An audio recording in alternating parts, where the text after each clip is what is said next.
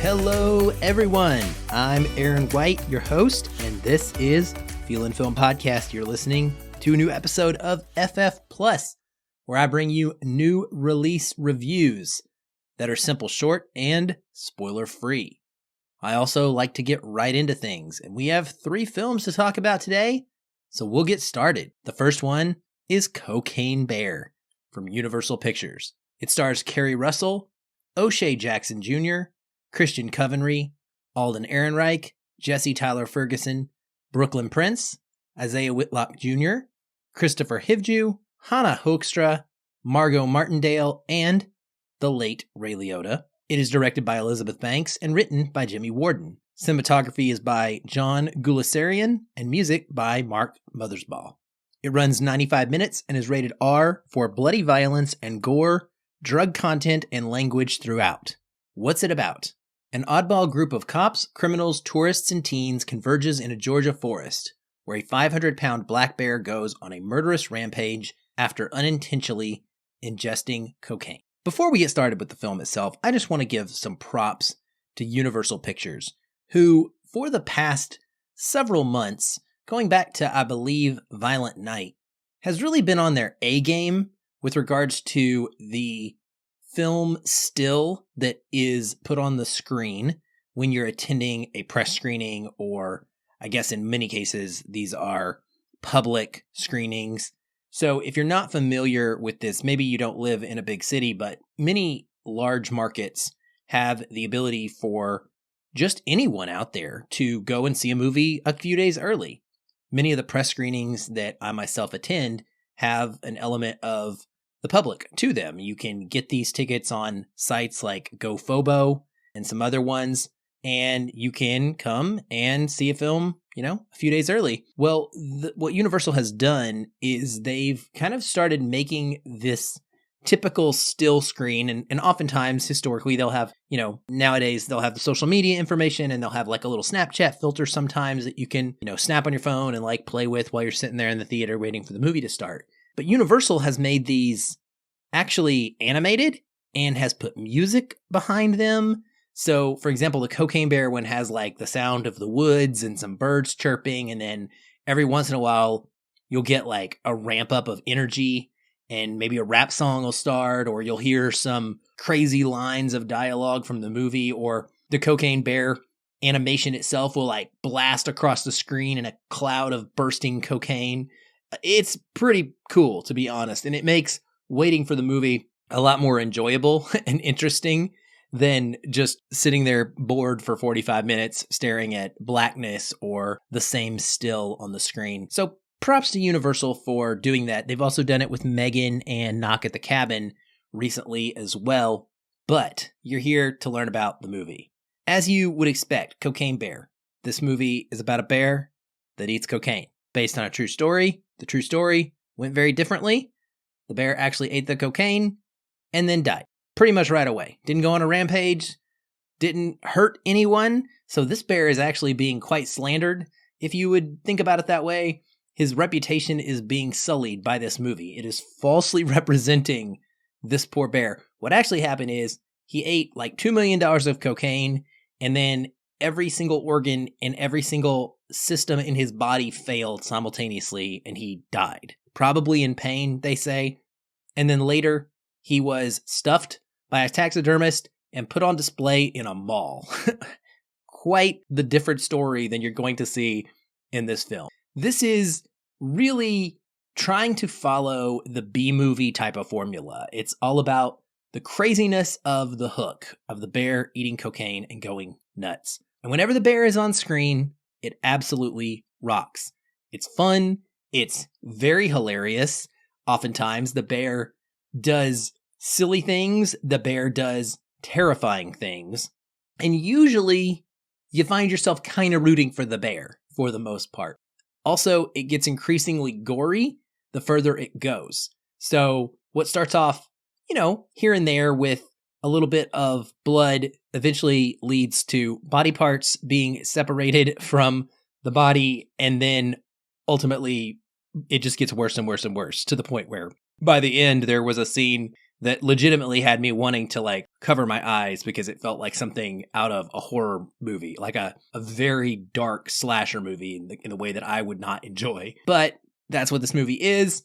Those scenes are enjoyable for what they are. They have that appropriate wow factor, and the bear is animated well, looks cool, and it's fun to imagine what would happen if a bear got really, really high and went nuts in this forest trying to, essentially the plot is that the bear sniffs or eats some cocaine, kind of becomes addicted to it, and then he is going around the forest trying to find the remaining cocaine. Essentially is like the people are converging on the forest to find the cocaine, and the bear is there, and so he is being attracted to wherever the cocaine is because he wants more. Because like anybody who does drugs like cocaine, you typically can't just stop once you've had one time. Unfortunately, everything else about this movie pretty much sucks outside of the moments when the bear is on screen. And you would imagine those are not frequent. You know, it's actually a decent amount of screen time, I will say, but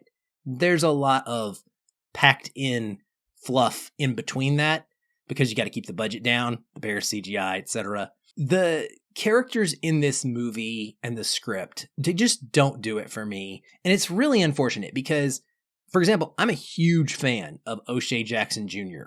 Just absolutely love him in practically everything he's been in. But he's so wasted here as this super generic character. And the whole movie, he's paired in almost like a buddy cop situation with Alden Ehrenreich. This is Alden Ehrenreich's first movie, I think, since Solo. But, like, he is terrible. Maybe not acting. He's probably acting the way he was directed to act. But the character is just not enjoyable at all. Not interesting at all. Everybody in this movie is completely one note. There's no layers to anybody. It feels like the writing room got together and said to themselves, what kind of weird group of people would it be interesting to see a bear tear apart or a bear hunt down or interact with the bear in some way?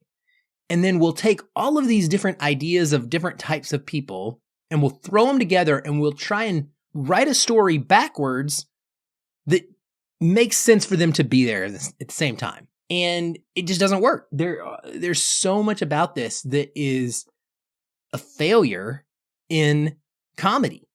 It's got moments here and there. I can't tell you that it doesn't because I definitely laughed out loud. Mostly my laughs and my enjoyment were when the bear was there.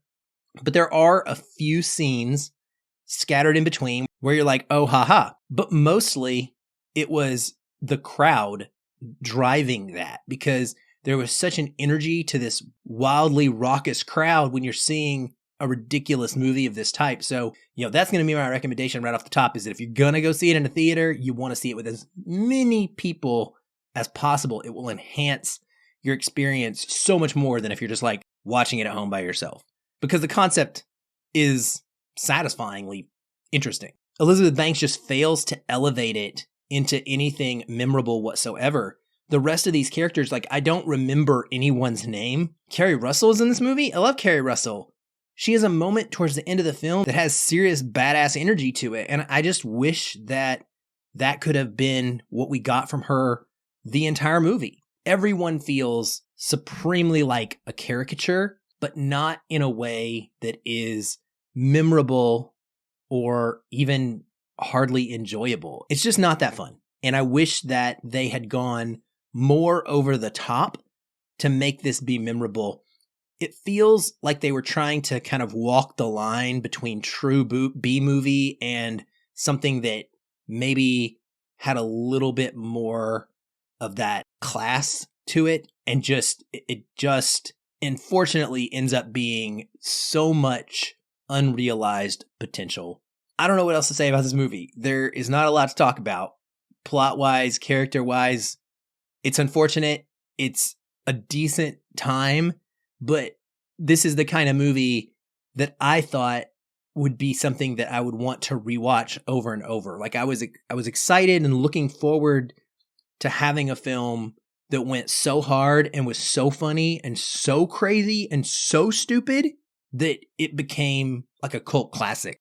But you're not going to get that with Cocaine Bear. It's essentially just one good joke. The bear eats cocaine and it wears its welcome out pretty quickly. And then that's all you're left with. So Cocaine Bear will be in theaters on February the 24th. My recommendation, it's weird because I'm probably going to give this a rotten on Rotten Tomatoes, but I will say if you're going to go see this, you do go see it in the theater with as many people as possible, as I mentioned earlier. But if you're looking for this to be the kind of crazy that turns everything up to 11 and is super entertaining with memorable characters, you're wasting your time and you probably can skip it and go find something else.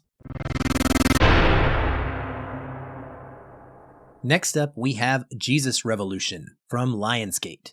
It stars Joel Courtney, Anna Grace Barlow, Jonathan Rumi, Kimberly Williams Paisley, and Kelsey Grammer.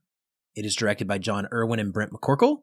It is written by John Gunn and John Irwin, and is based on the book of the same name by Greg Laurie and Ellen Santilli Vaughn. Its cinematography is by Akis Konstantakopoulos, and its music is by Brent McCorkle. It runs 120 minutes and is rated PG-13 for strong drug content involving teens and some thematic elements. What's it about? The true story of a national spiritual awakening dubbed the Jesus Movement by Time magazine in the early 1970s, and its origins within a community of teenage hippies in Southern California. Now, this is going to be a little bit of a less structured review from me because I'm coming to this in a very personal way. This being a faith-based film, specifically a Christian film, something that is very impactful in my life and has been since I was a young child.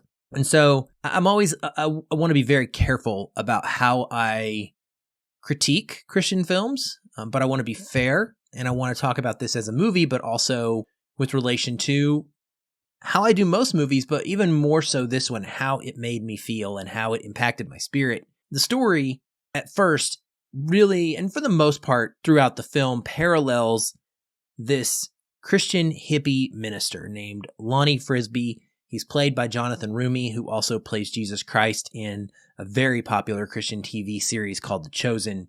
And it follows him showing up, and in Southern California, he is trying to bring about change within the hippie culture. He believes that lifestyle, the drugs, etc., is all about trying to find God.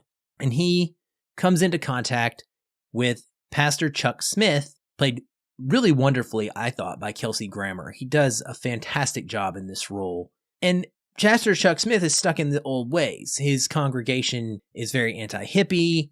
They see them as dirty, as drug addicts, and strung out, and not people to be associated with, whereas Lonnie wants to help Pastor Chuck Smith bring about change within the community in a way that helps people break out of this hippie lifestyle and find Jesus in their search for truth. The parallel that I was mentioning is the life of Greg Laurie. So it's sort of a biopic in a sense because we're following his past as well. He's a budding artist. He's in high school. We learn pretty early on that there are issues. His mom raised him largely as a single parent, some abandonment potentially in his past from his father. That all comes out later in the film. The details do, and helps to inform what really is a story overall, I think, thematically, about how eventually everyone leaves. And of course, how Jesus doesn't. That's a big message here that is being relayed. It's an enjoyable movie, and I think from a faith-based perspective, this is probably one of the better put together films that I've seen. It's shot nicely. It has solid performances across the board. There's not a lot of what you would maybe consider to be B-level acting. I mean, we're not talking about movie stars here, but everyone does an appropriate job in the role that they have. And the dialogue is not nearly as schmaltzy as you might be worried that it would be. It has a wonderful soundtrack of 60s and 70s era music and a fantastic aesthetic. The costuming, the location design, like it looks like you're in Southern California in this time period. So they did a really good job of making it feel like a movie, even scene by scene. It doesn't feel like you're just moving from a preaching moment to another preaching moment. It genuinely has like a story feel about these characters and what might or might not happen to them.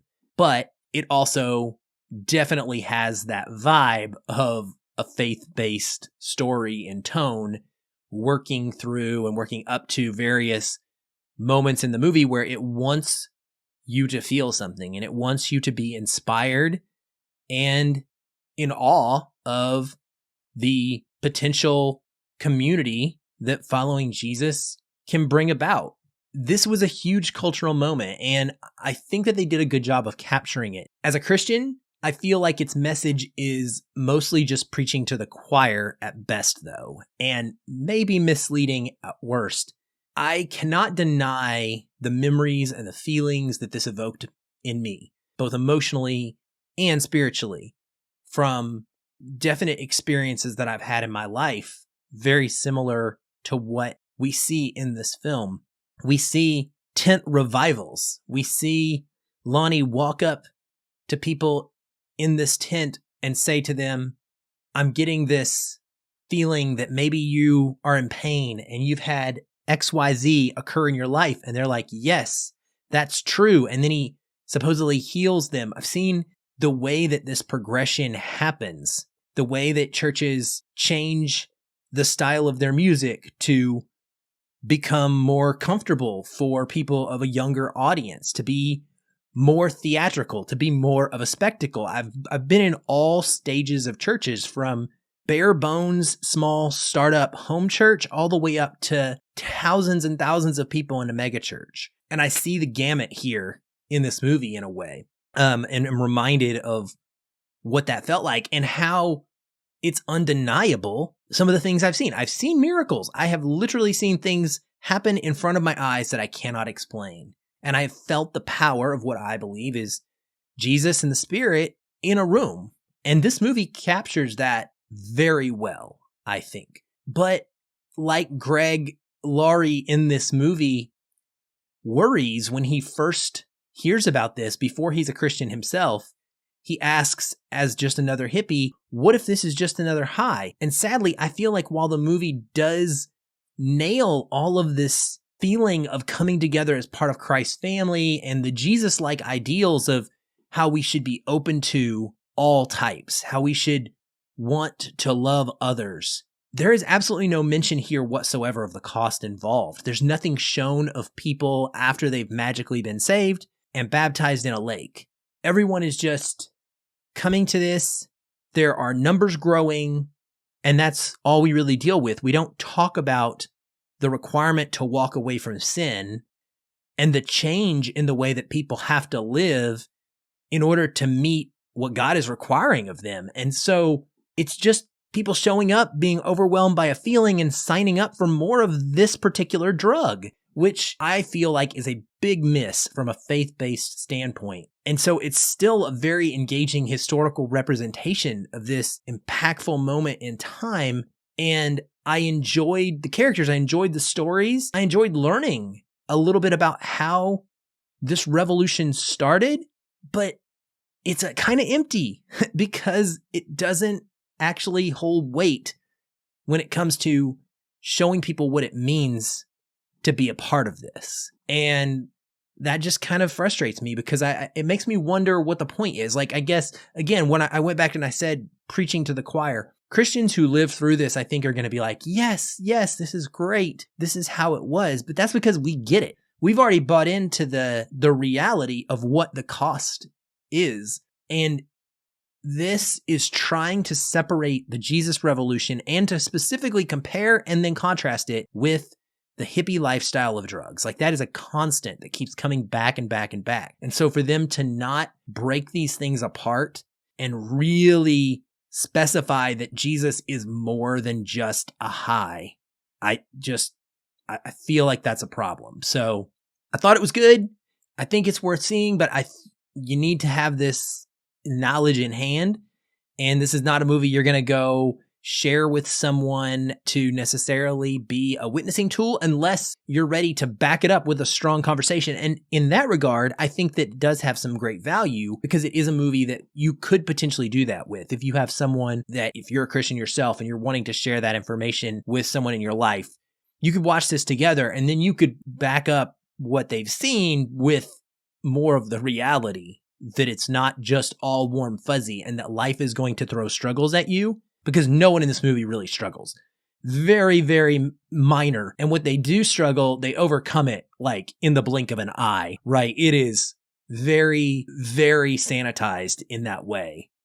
And I think as a person myself who is a believer and who has just struggled like mightily in my recent years with the church and the reputation of the church, and frankly, all the baggage that comes with just trying to call myself a Christian these days, the presumptions that come with that, I need more than just a rah-rah kind of, yeah, Jesus is just all right with me story. He is, and I still believe, and that's not the point of this review, of course, but it's important to talk about this, and I think it's a very good movie. As far as the way it's made, I think that it's solid in all across the board, but I think that there are these points that I've brought up that are important to be called out as well. So, Jesus Revolution, available in theaters on February the 24th. Check it out if you're so inclined. Last but not least, Creed 3 from United Artists Releasing, starring Michael B. Jordan, Tessa Thompson, Jonathan Majors, Wood Harris, Mila Davis-Kent, Florian Munteanu, and Felicia Rashad.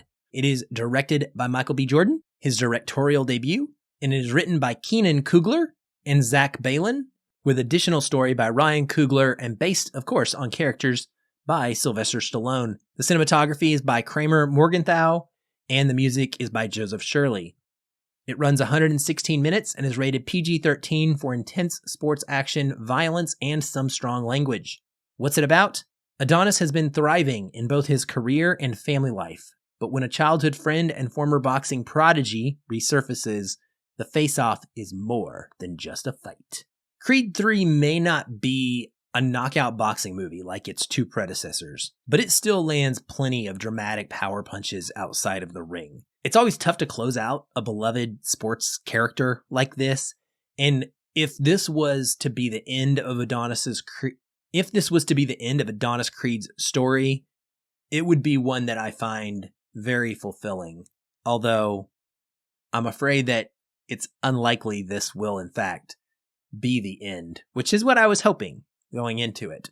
We'll talk a little bit about that later here as well. The movie opens up in the past in 2002 and gives us an introduction to young Adonis and his Golden Glove champion friend named Dame. This story leads up to a fateful incident that will end up propelling the antagonist forward throughout the film. Shortly thereafter, in the present, Creed has a fight. He ends up retired, and we get to see him trying to settle into the very typically challenging life of an athlete with nothing to train for himself, who is instead trying his hand at managing the next generation of great boxers and also fight promotion a little bit, a la Don King. He is bugging his wife, who is also trying to embark on a little bit of a change in career as well, trying to preserve her hearing by moving more into the role of a producer versus a performer. So both are in a place where they have had to give up the thing that they truly love to do and are working through very realistic family scenario of how do you go about doing that? And how do you go about doing that with a young child? The, I guess, elementary aged is about what she seems. Daughter Amara, played wonderfully by deaf actress Mila Davis-Kent. I mean, seriously, she steals every single scene she's in. She's fantastic. They seem to be mostly thriving, though Creed struggles with communicating his feelings, and he also is having to navigate this young child who is starting to pick up on his fighting spirit in ways that may not be all that healthy. I honestly can't say enough good things, though, about Mila Davis, Kent, and also the continued representation of the deaf community in Hollywood recently, from film to TV. I love that actors who aren't deaf are learning sign language to make sure that it feels authentic as well to viewers who are deaf themselves. And while I do hope or wish that the Creed series would end here, if it does go on, I would say look for it to follow Amara's character because of where she ends up and what her interests seem to be in this story. I think that could be an interesting place to explore, and I wouldn't be completely against it if they do something with her in the future. Unfortunately for the Creed family, enter older Dame, played by Jonathan Majors, in yet another absolutely terrific physical and emotional performance. He is fresh out of prison and looking to get back into the ring and prove his worth. He immediately disrupts the picture-perfect existence that Creed has built, throwing his life and post-fighting career into chaos and flaunting dark secrets that Adonis prefers to stay buried. Remember, I mentioned earlier that whole struggling to communicate thing?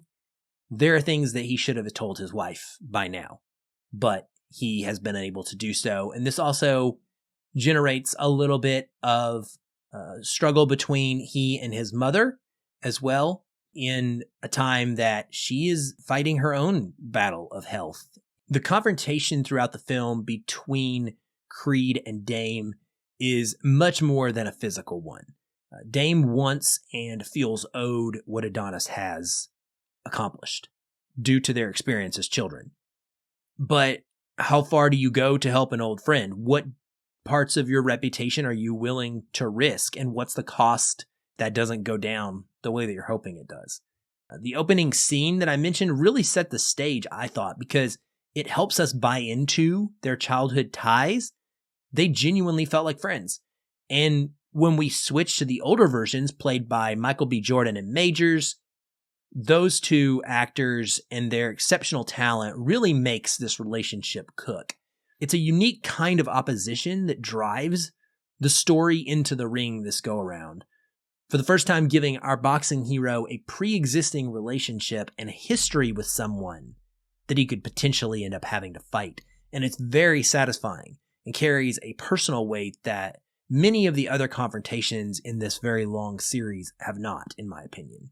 I was, however, a bit let down by some blatantly unacceptable actions that are taken by the antagonist that go completely unchallenged in the end. And I also feel like there are a few interesting thematic ideas brought up between Adonis and Bianca that never get fully settled either. I think the script could have used some fine-tuning, but I did thoroughly enjoy all of the main performances and the individual dramatic moments, as well as where they allow our characters, especially the three in the Creed family themselves, to be emotionally and mentally when the final bell has rung.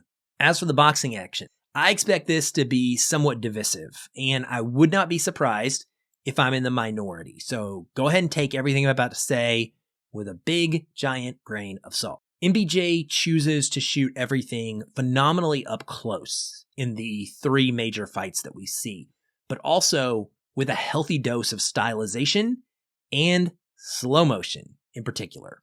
It's a very dynamic visual style that sets apart this directorial effort from the two films and really the entire series that came before.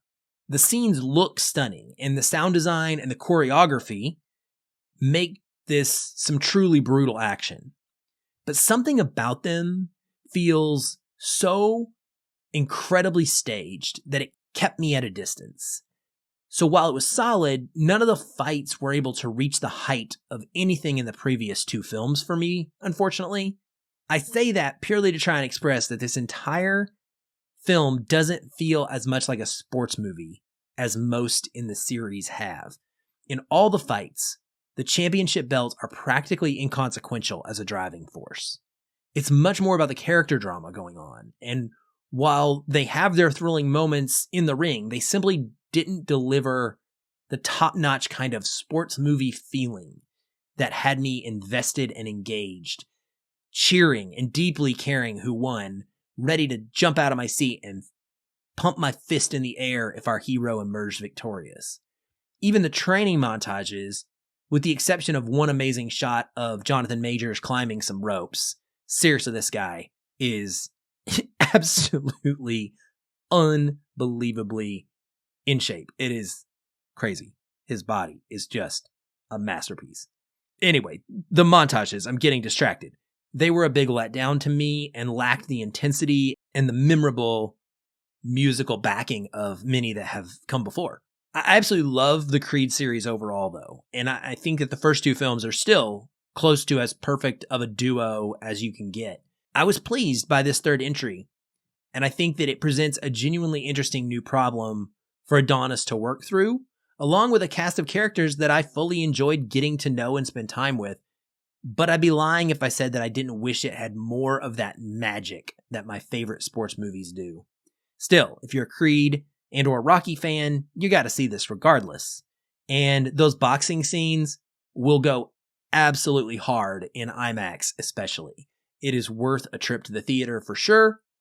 This film will be in theaters on March the 3rd, and I highly recommend that that is the way that you see it. With a loud, even raucous crowd, this is going to be a good time. Just understand you're really going to get a lot more drama than even the second film had to offer. So it's been a little bit of an arc, I would say, where the first film is much more traditional sports movie, mix of drama and fighting.